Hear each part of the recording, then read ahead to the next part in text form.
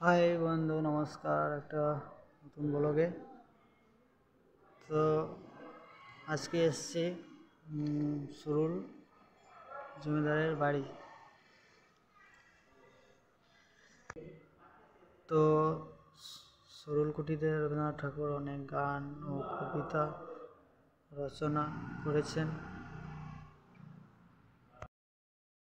তো এসেছেন এইখানে বহু মহান ব্যক্তিত্ব, এরা বরাবরই এখানে আসত।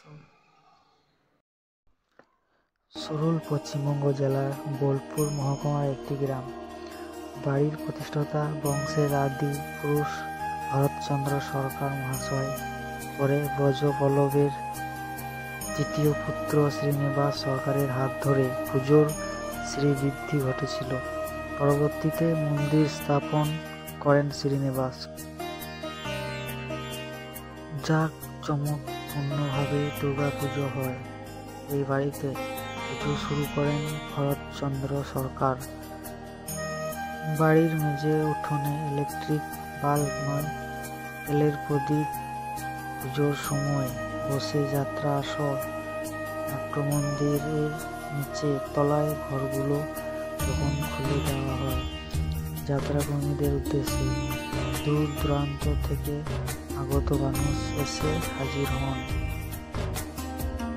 বাড়ির সামনে রাস্তায় সংলগ্ন অংশে বসে মেলা।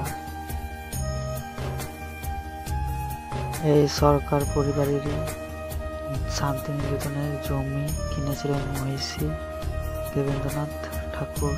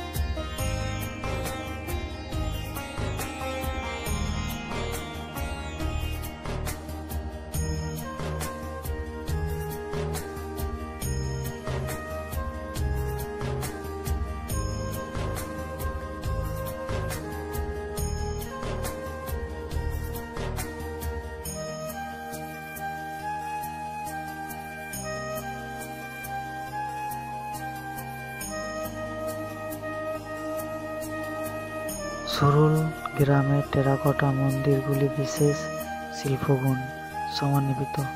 1830 সালে মন্দিরগুলি নির্মিত হয়।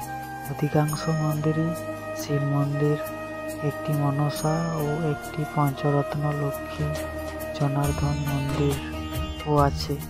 এইখানে দেখতে পারবেন রামায়ণের ছবি খোদিত হয়েছে। তেমনই খোদিত হয়েছে এখানে এক সময়ের ব্যবসা বাণিজ্য চালানো ইউরোপীয়দের ছবিও।